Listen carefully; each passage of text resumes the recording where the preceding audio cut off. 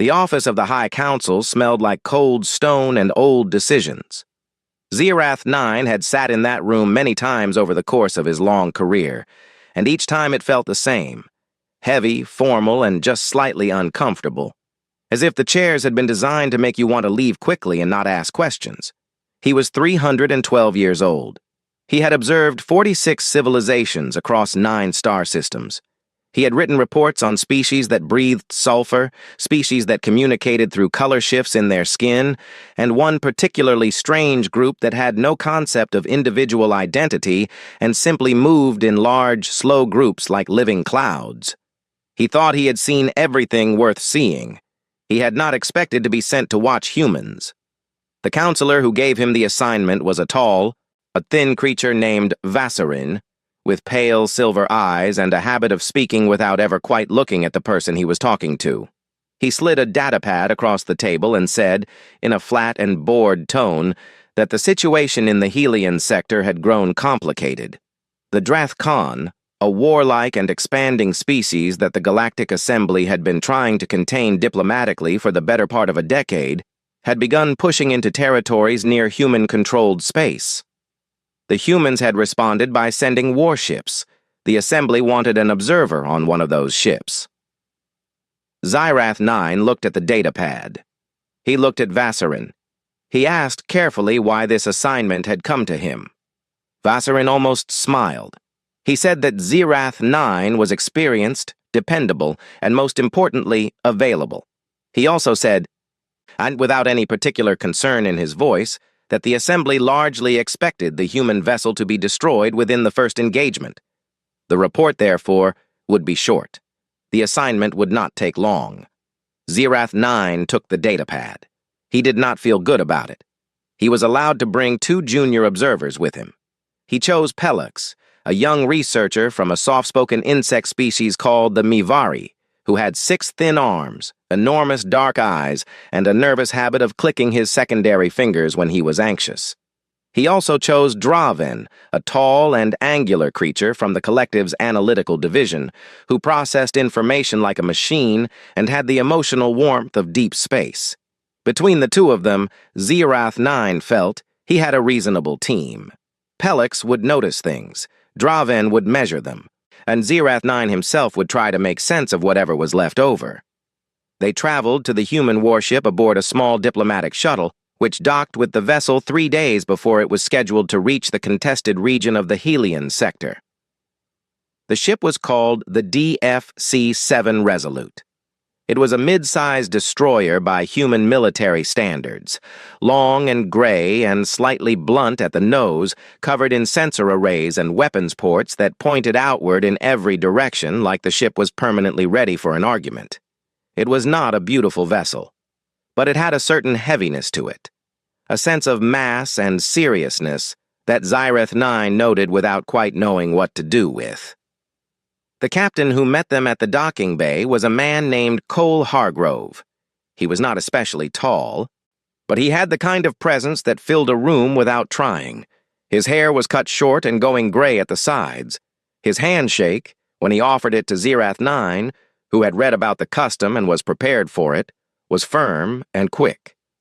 He welcomed the observers aboard, told them they would have access to the main observation deck and the common areas, and asked only that they stay out of the operational corridors during active alerts. He did not seem particularly interested in them. He had a ship to run. Zirath 9 recorded this in his first log entry. The captain is focused. He does not appear nervous about the engagement ahead. This may indicate a lack of understanding regarding the scale of the threat, or it may indicate something else. Further observation required. Pelex was already anxious. As the 3 observers were shown to their quarters, small, functional rooms in a section of the ship near the rear, he kept clicking his fingers and looking at everything with his wide eyes, as if he expected the walls to start moving. The ship was loud in a way that surprised him. There were constant sounds, footsteps above and below, distant machinery, the low hum of the engines running at full cruise, voices in corridors, someone laughing 2 rooms away. It was a busy place, a living place. Draven said nothing. He sat on his bunk, opened his data terminal, and began reviewing what was publicly known about the Drath-Khan fleet composition in the Helion sector. Zirath 9 sat at the small desk in his own room and tried to write a preliminary assessment. He found he could not concentrate. Something was bothering him, though he could not name it yet. He put down his writing tool and went for a walk instead. The ship was bigger inside than it looked from the docking bay. He moved through the common corridors slowly, staying to the side, watching. He passed a group of young crew members sitting around a low table playing a card game, arguing cheerfully about the rules.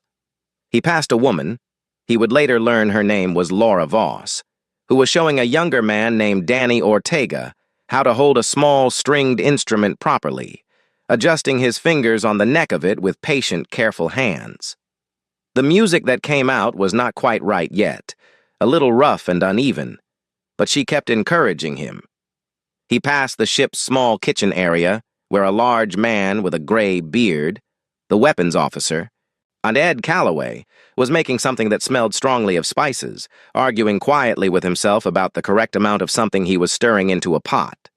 He passed the medical bay and saw the doctor, a small and sharp-eyed woman named Nina Park, arranging supplies with a quiet efficiency that seemed almost too calm for someone 3 days away from a battle zone. Zirath 9 stopped in the corridor outside the medical bay for a moment. He watched Nina Park through the open door. She was not rushing. She was not afraid. She was simply working, careful, thorough, prepared. He continued walking. He found the bulletin board near the crew quarters. It was covered in photographs, small printed images pinned in overlapping rows. He did not know all the things he was looking at, but he could understand enough. And these were people the crew had left behind. These were the places they had come from. Faces of children, old people, animals, houses with green plants outside them. He stood there for a long time. When he finally returned to his room and sat back down at his desk, he opened his log again. He stared at what he had written earlier. Then he deleted the last line, the one about a lack of understanding, and replaced it with something simpler. He wrote, "I am not sure I understand these people yet." He left it at that, turned off the light, and lay down in the narrow bunk. Outside his window, the stars moved slowly past as the Resolute pushed on through the dark, carrying its 400 humans towards something that most of the galaxy expected would kill them. Zirath 9 closed his eyes.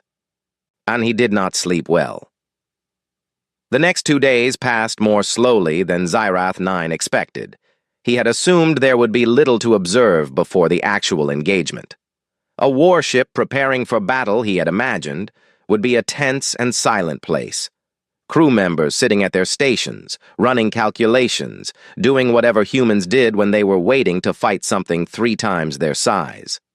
He had planned to spend the time reviewing historical records on the Drath-Khan and writing the early sections of his report. He did not do much of that. There was too much happening. The Resolute was not silent. It was not even particularly tense, at least not in any way that he could clearly see. The crew moved through their routines the same way they had the day before and the day before that. People ate together. People argued about small things. People did their jobs and then, when their shift ended, went and did other things. Read, played games, talked, made noise in the corridors at hours that seemed unreasonable to Zirath 9, who was a creature of very regular habits. He began walking the ship in the mornings. It seemed like the best way to observe. He found Danny Ortega in the lower hull corridor again, this time alone, trying to practice the instrument Laura Voss had been teaching him. He was not good yet. He was playing the same short sequence of notes over and over, stopping when he made a mistake, going back to the beginning, trying again. He noticed Zirath 9 watching him from the corridor entrance and gave a short, easy wave before going back to his practice, without any sign of self-consciousness. Zirath 9 found this interesting, and he had expected embarrassment. He got none. He found Ed Calloway in the small library room near the middle of the ship, a narrow room with shelves of actual physical books, which surprised Zirath 9 considerably. He had not expected humans to carry physical books onto a warship. Calloway was sitting with his feet up on a low table, reading something with a battered cover, and he glanced up when Xyrath 9 appeared in the doorway. He held up the book briefly and said it was about a man who caught a very large fish. Then he went back to reading. Pellix found all of this deeply confusing. He came to Xyrath 9 on the evening of the first full day and sat across from him in their shared common space and said in his soft, clicking voice that he did not understand the humans at all. And he said he had been observing them carefully and he could not find the fear. He said that in his own species, before any kind of serious danger, there was a very clear biological response, a quieting, a withdrawal, a collective stillness that meant the group was preparing itself. He could not find any of that here. He said he was beginning to wonder if the humans simply did not understand what was coming. Draven, who was sitting in the corner running probability models on his terminal, said without looking up that this was the most likely explanation. He said that the Drathcon fleet in the sector currently outnumbered and outgunned the Resolute by a significant margin, and that if the humans fully understood what that meant, their behavior would almost certainly look different. He said fear was a rational response to a credible threat, and the absence of it suggested either ignorance or, he paused, running a quick calculation, a very unusual relationship with the concept of self-preservation. Xyrath 9 did not respond to either of them. He was thinking about something Captain Cole had said to him that afternoon. Cole had found him on the observation deck, which was a small windowed room near the top of the ship where crew members sometimes came to sit and look at the stars when they had free time. Cole had come in with 2 cups of something hot and had offered one to Xyrath 9 without asking if he wanted it. Xyrath 9 had accepted it because refusing seemed impolite. It tasted strange, but not unpleasant. They had sat in silence for a while. Then Cole had said, in a casual way, that he had read the summary the Assembly had sent over about the Observer mission. He said he understood the Council thought this assignment would be over quickly. He said this without bitterness, and without the kind of wounded pride Xyrath 9 might have expected from a commander who had been told his ship was expected to lose. Xyrath 9 had asked, carefully, how Cole felt about that assessment. Cole had thought about it for a moment. Then he said that it did not really matter what anyone outside the ship thought. What mattered was what his crew did when the time came. He said he knew his people. He said that was enough for him. Xyrath 9 had not known what to say to that, so he had said nothing. They had sat together a while longer, looking at the stars, and then Cole had gone back to work. The crew meeting happened on the second morning. Cole called the entire ship together. Those who could not leave their stations watched on monitors, and stood in the main bay with no platform, no elevated surface, no dramatic lighting. He just stood among his crew and spoke to them the way a person speaks when they are not trying to perform anything. He said they all knew what was ahead.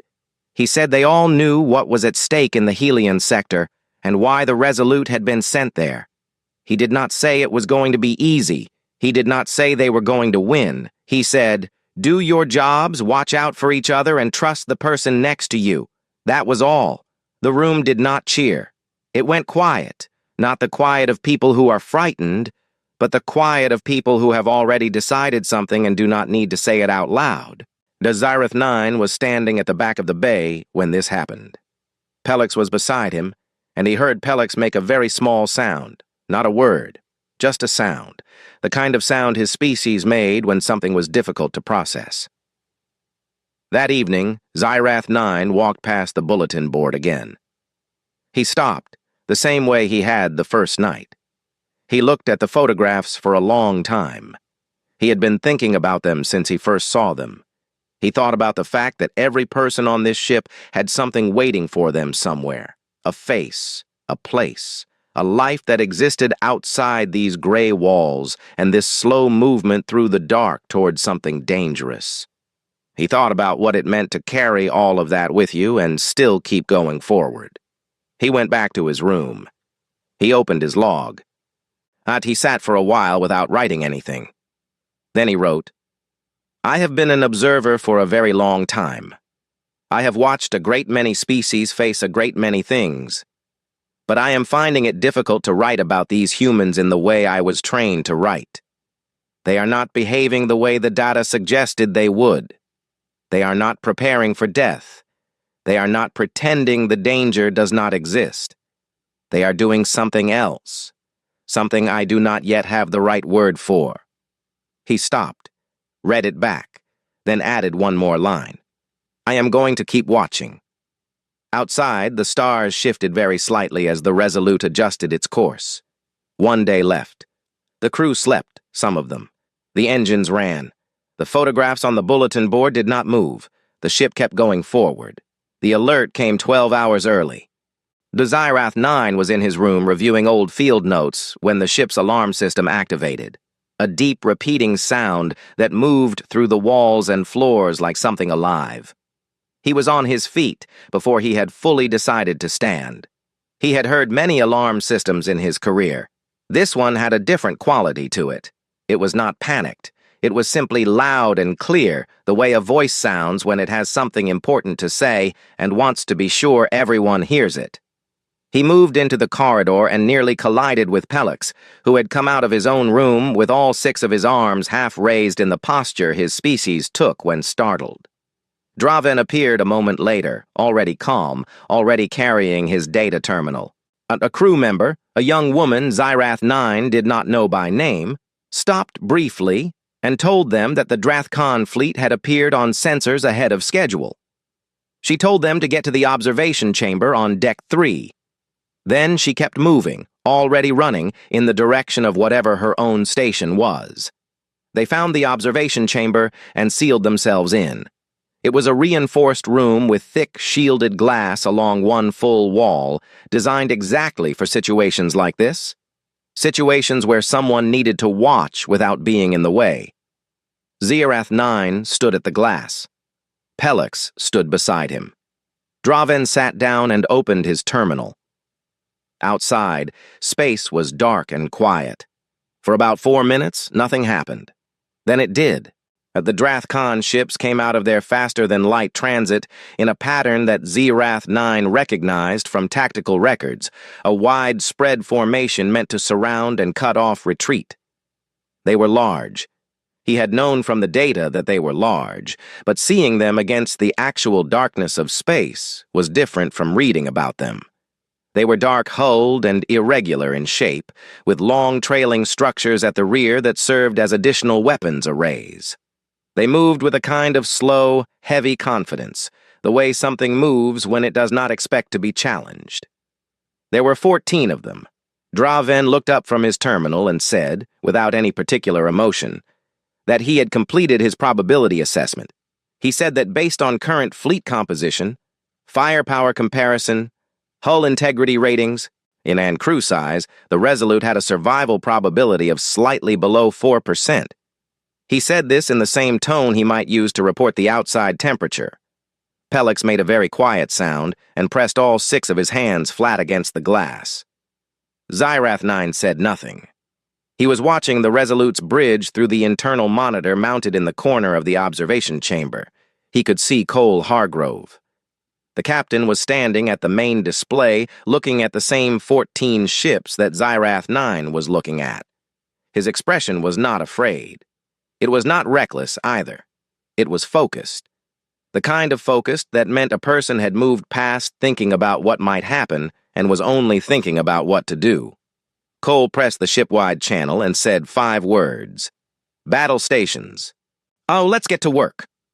The Resolute did not slow down. It did not attempt to turn. It accelerated directly toward the Drathkon formation.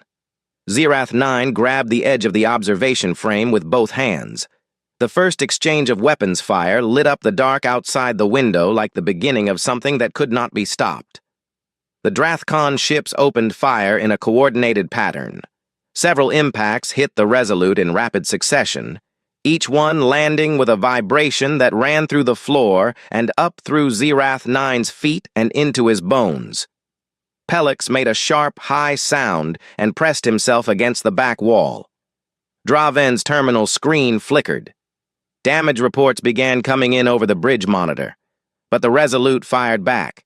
The human ship moved inside the formation rather than away from it, and which Zirath 9 understood immediately was tactically significant.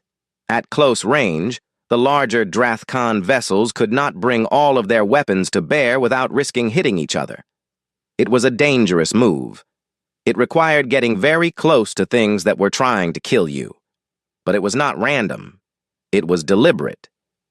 Then the individual crew members started doing things that made Xyrath 9 stop thinking about tactics entirely.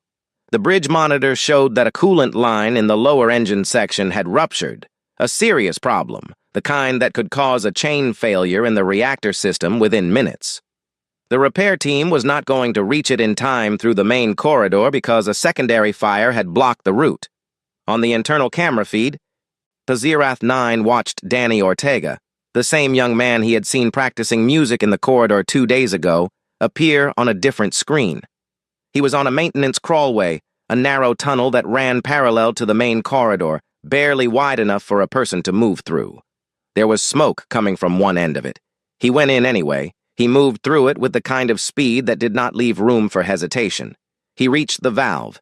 He sealed it manually, holding the mechanism shut with his hands because the automatic lock had been damaged for long enough that the backup system could engage. He came out of the crawlway with burns on both arms. He went straight to his next station. Laura Voss was at the navigation console with a cut on her forehead that was bleeding steadily down the side of her face. She was not looking at it. She was looking at her screen. She was calculating a trajectory that used the debris field from a destroyed Drathkon weapon platform as a gravitational slingshot, a path that, if timed correctly, would pull 2 of the enemy ships into each other's path. The calculation required her to be precise, to within a fraction of a second. She was. Ed Calloway rerouted the main weapons power through a backup channel that had not been tested in over 2 years because the primary channel had been damaged. He did it fast, and he did it right. Nina Park operated on a crew member with a chest injury while the ship was still rolling from weapons impact, while the floor was vibrating, while the lights in the medical bay flickered twice and went to emergency power. She did not stop. Her hands did not shake. She finished what she was doing and moved to the next person before the sound of the last weapon's impact had finished echoing through the hull. Xyrath 9 stood at the observation window and watched all of this on the various internal monitors and through the thick glass, and he did not write a single word in his log. His data terminal was in his hand, and he had opened the log twice and closed it both times. He was not writing because he did not know how to describe what he was seeing in any language he knew. It was not bravery in the simple sense of the word. Every species Xyrath 9 had ever studied had individuals capable of brave acts. What he was seeing was something different. It was bravery that was also completely ordinary. It was people doing extraordinary things as if this was simply what you did when the moment required it, as if the possibility of doing anything else, stopping, retreating, giving up, had never seriously occurred to them. Outside the window, a second Drathkon ship began to slow, then a third. The battle was not over. It was not close to over. But something had shifted in the dark outside that reinforced glass, and Xyrath 9 could feel it even from where he was standing. Pelix had moved back to the window. He was watching without saying anything. Even Draven had put down his terminal. The battle lasted 6 hours and 14 minutes. Xyrath 9 knew this because he checked the timestamp on his data terminal when the last Drathkon ship finally pulled back. A slow, reluctant retreat that looked, even at a distance, like something that had not been part of the plan. 4 enemy vessels had been destroyed, and 3 had retreated with serious damage to their hulls and weapon systems. The remaining ships had disengaged and moved off, and the comm channels had gone quiet in the way they go quiet when the side that expected to win has decided to stop for now and think about what happened. The Resolute was still there. It was damaged badly. There were hull breaches in 3 sections. 2 of the 4 main engine cores were running at reduced power. Entire sections of the ship had lost primary lighting and were running on emergency systems, which gave the corridors a dim orange glow that made everything feel both calmer and more serious at the same time. The sounds the ship made had changed. There were new creaks and low vibrations that had not been there before, the kind of sounds a building makes after something heavy has struck it. So 41 crew members were dead. Zirath 9 learned this number from the crew manifest update that came through the internal system roughly 30 minutes after the last ship retreated. He read it on his terminal. He read it a second time, which he did not usually do with numbers. Then he set the terminal down on the bench in the observation chamber and sat with it for a while. Pelix was already quiet. He had been quiet since the last hour of the battle, when the outcome had become something other than what the probability models had predicted. He sat in the corner of the observation chamber with his arms folded close to his body, the way his species sat when they were processing something large and slow-moving. He did not click his fingers. He did not speak. Draven was still holding his terminal, but the screen had gone dark, and he had not reopened it. Eventually, Zirath 9 stood and said he was going to walk the ship. He did not invite the others. They did not ask to come. He moved through the corridors slowly. The damage was visible everywhere. Sections of wall paneling had been knocked loose. There were scorch marks along the ceiling of the main corridor near the engine access points. Somewhere deep in the ship, a repair team was working. He could hear the sound of tools and low voices carrying through the walls. The emergency lighting made shadows that were longer and stranger than usual. He passed the repair station where Danny Ortega was sitting on the floor, having the burns on his arms treated by a junior medic. Ortega was not making much noise about it. He was leaning against the wall, watching the medic work with a tired and patient expression. And when he saw Zirath 9, he gave the same easy, uncomplicated wave that he had given 2 days ago when he was practicing music in this same corridor. As if the two moments were not entirely different things, as if this was just another moment. Zirath 9 raised one hand in return. He kept walking. He came to a section of corridor near the midship storage area that had a dark scorch mark on the floor where something had burned and been put out. A small group of crew members was working to clear the area. They were not talking very much. They were just working methodically, doing what needed to be done, the way people work when they are tired and sad, but the job is still there in front of them. He passed Laura Voss in the corridor near the navigation section. Someone had put a proper bandage on the cut on her forehead. She was carrying a datapad and moving with purpose, already on to whatever came next. She noticed him and gave a short nod. He found Cole Hargrove walking the ship alone. The captain was moving through each section in a way that was quiet and deliberate, not inspecting, not checking on repairs, simply moving through the spaces where his crew was. He stopped in each section that had taken serious damage. He stopped in each place where someone had died. He stood still for a moment in each of those places, and then moved on. He did not say anything in those moments. He did not need to. The stopping itself was the thing. Zirath 9 followed at a long distance. He was not trying to observe the captain in any formal sense. He simply found himself walking the same path without fully deciding to. D. Cole stopped for a long moment near the sealed door of a corridor section that had been marked off. A section where, according to the manifest update, 3 people had died when a weapons impact breached the hull. He stood there looking at the door. Then he placed one hand flat against it, briefly. Then he walked on. Zirath 9 stopped when he reached that same door. He looked at it for a moment. He did not place his hand on it. He did not know if he had the right to. He moved on. He found Nina Park in the medical bay. She was sitting on the floor with her back against one of the lower cabinets, still in her medical coat, which was stained and badly creased. Her eyes were closed. She was not asleep. She had simply stopped, the way a machine stops when it has run at full power for too long and finally goes quiet. She was not crying. She was simply still. Zirath 9 stood in the doorway and looked at her and did not say anything. He did not want to disturb her. The stillness around her felt like something that belonged to her and should not be interrupted. He turned and walked slowly back toward the observer quarters. Pelix was waiting in the corridor just outside. He must have decided to walk on his own after all. He looked at Zirath 9 with his enormous dark eyes and said very quietly, in a voice that was different from his usual voice, lower, slower, that he had not known a species could carry grief and function at the same time. He said that in his own species, grief stopped everything. It was a full and complete experience that demanded all of your attention until it was finished. And he said he did not understand how humans moved through it while still doing the work. Zerath 9 thought about this. He thought about Cole Hargrove with his hand against that sealed door. He thought about Nina Park on the floor of the medical bay.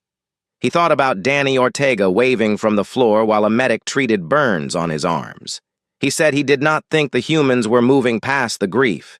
He said he thought they were carrying it with them. He said there was a difference. Pelix was quiet for a moment. Then he nodded, which was a gesture he had picked up from the humans over the past 3 days, and went back inside.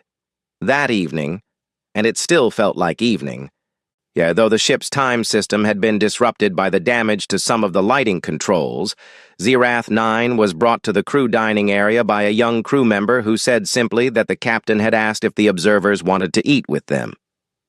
Zerath 9 said yes without thinking about it. He went and got Pelix. He did not go to get Draven, but Draven came anyway. The dining area was half full. The lights were working on emergency power. The food was simple. Practical things put together quickly.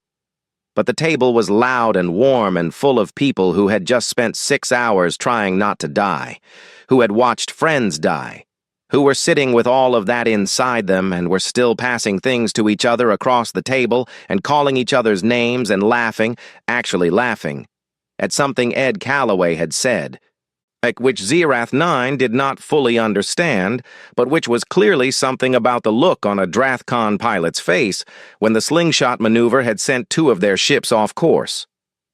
Zerath 9 sat down. He ate. He did not talk very much, and nobody expected him to. People talked around him and occasionally to him, and the room was noisy and ordinary, and nothing like what he had expected the hours after a battle to feel like. He sat there for a long time. He did not want to leave. When he finally got up and went back to his room, he sat at his desk and opened his log. He looked at the empty entry space for a long time. Then he began to write, not his official report, just his own words, just for himself. He wrote, "I do not think I was ready for this." He sat with that for a while. Then he wrote the rest of it, all of it, and everything he had seen, everything he did not have a category for. He wrote until the ship's emergency lights dimmed slightly for the night cycle, and then he kept writing. Writing the report took Zerath 9 4 days. This was unusual. In his long career, he had written field reports on 46 different civilizations, and none of them had taken more than a day and a half. Reports were not supposed to be difficult. They were supposed to be structured, factual, and clean. A clear description of what was observed, measured against established categories, delivered in language that the High Council could process quickly. He had been doing it for 300 years. He knew exactly how a report was supposed to work. He could not make this one work in that way. Every time he tried to fit what he had seen into the standard format, and it came out wrong. It came out thin. It came out like a description of a fire that forgot to mention the heat. He deleted his first draft entirely. He deleted most of his second. He kept one paragraph from the third and built the rest from there. He was still on the Resolute while he wrote it. The ship was moving slowly now, reduced engine power from the battle damage, and the repairs were ongoing. The sounds of the ship had changed again, back towards something more familiar, as the damaged sections were sealed and the lighting systems were gradually restored, section by section. The crew worked long shifts on the repairs. They complained about being tired in the friendly, half-joking way that people complain when they are not actually asking for sympathy. In the bulletin board near the crew quarters had one new photograph on it. Zerath 9 noticed this on his second morning of writing. He did not know who had put it there or when. It was a small picture of a dog sitting in front of a house in the sun. He kept walking the ship while he wrote. He had come to think better when he walked, which was not something he had done before this assignment. He watched the crew work. He watched Nina Park move through the medical bay with the same quiet efficiency she had shown before the battle, as if she had simply refilled whatever reserve it was that she drew from and was ready again. He watched Danny Ortega return to his repair duties with bandaged arms, making the same small jokes he had made before, complaining about the specific way that one particular access panel refused to stay properly aligned. And he watched Ed Calloway, who was back in the library at the end of each shift with the same battered book, apparently in no hurry to finish it. He spent one afternoon sitting with Cole Hargrove in the observation deck again. 2 cups of the strange hot drink, the same comfortable silence. Zerath 9 told the captain eventually that he was having difficulty with his report. Cole asked what the difficulty was. Zerath 9 said he kept trying to write it as an analysis, and it kept wanting to be something else. Cole considered this, and then said that sometimes the thing you are trying to describe is bigger than the box you are trying to put it in. He said this without any sense of self-congratulation, the way a person says something they consider obvious. Then he asked if the observers needed anything else before they departed. And when Zerath 9 said no, he nodded and went back to work. Zerath 9 finished the report the next morning. It did not look like his other reports. It was longer. It used different language. It did not begin with a category assessment or a species threat rating. It began with Danny Ortega in the maintenance crawlway, the smoke at one end of it, the moment he went in anyway. From there, it moved through everything, not in the order things had happened, but in the order they needed to be understood. The bulletin board, the music in the corridor, the crew meeting and the quiet that followed Cole's 5-word address. The battle itself, described not as a tactical event, but as a series of individual choices made by individual people under conditions that should have made certain choices impossible. Nina Park's hands, Laura Voss's calculation, and the sealed door that Cole touched on his way through the ship. He wrote about the dinner table. He wrote about the laughter. He wrote about how he had not wanted to leave. He wrote, "The Vorkai Collective has long held that the measure of a civilization is found in its level of sophistication, in the complexity of its technology, the depth of its philosophy, the elegance of its social structures. These are not wrong measures, but they are not complete ones.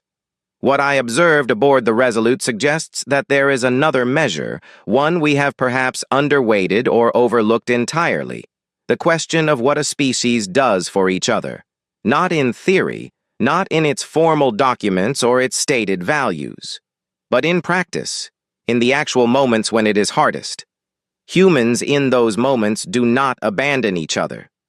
And they do not calculate the cost and decide it is too high. They simply do not leave. I observed this across dozens of individuals over the course of 3 days, and I did not observe a single exception." He wrote his formal recommendation. He recommended, without qualification, that humanity be granted immediate full membership in the Galactic Assembly. He noted that this recommendation was based not on their military capacity, though that had proved considerably more significant than the Assembly's prior assessments had suggested, but on what he considered a fundamental quality of the species, one that the Assembly would benefit from having at its table. He sent the report to the High Council before he could second-guess it. He waited. The response came 3 days later, while the Resolute was still making its slow way back toward human-controlled space. He was in his room when the message arrived. He opened it and read it carefully. The council had convened a formal session to review the report. There had been considerable discussion. Several members had disputed the methodology. The report was too personal, too narrative, not sufficiently analytical. Others had argued that the events described were consistent with patterns seen in other young, warlike species and did not necessarily indicate the qualities Zerath 9 attributed to them. Councillor Vassorin had requested that Zerath 9 attend a session to answer questions in person. Zerath 9 accepted. The session was held in the same cold stone room where he had been given the assignment. He stood before a row of senior council members, various species, and various ages, all of them watching him with the particular attention of people who have already formed opinions and are waiting to see if you will confirm them. Vassorin asked him in a politely skeptical tone whether he believed humanity was ready for membership in the Assembly. Zerath 9 stood still for a moment. He thought about everything he had seen on that ship. He thought about the photograph of the dog on the bulletin board. He thought about Pellix saying he had not known a species could carry grief and function at the same time. He thought about Cole Hargrove putting his hand against a sealed door. He said, "I think that is the wrong question. The question is not whether humanity is ready for us. After what I observed, I think the more honest question is whether we are ready for them." The room was quiet for a long moment. The vote, when it came, passed. It was not unanimous, it was close, but it passed. Zirath 9 sent a brief message to Cole Hargrove afterward.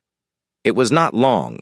It explained the outcome and said that a formal assembly invitation would follow through official diplomatic channels. He was not sure what else to say, so he kept it short. Cole's reply came back within a few hours. It was 4 words. "Huh.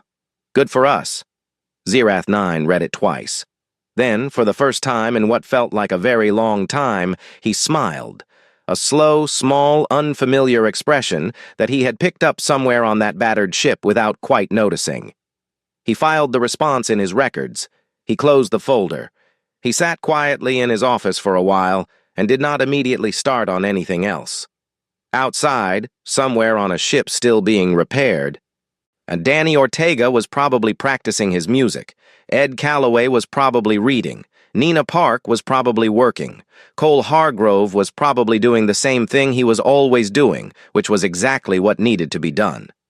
The Galactic Assembly had a new member. It had no idea what it had let in. Neither, entirely, did Zirath 9. But sitting there in the quiet, he found he did not mind that at all.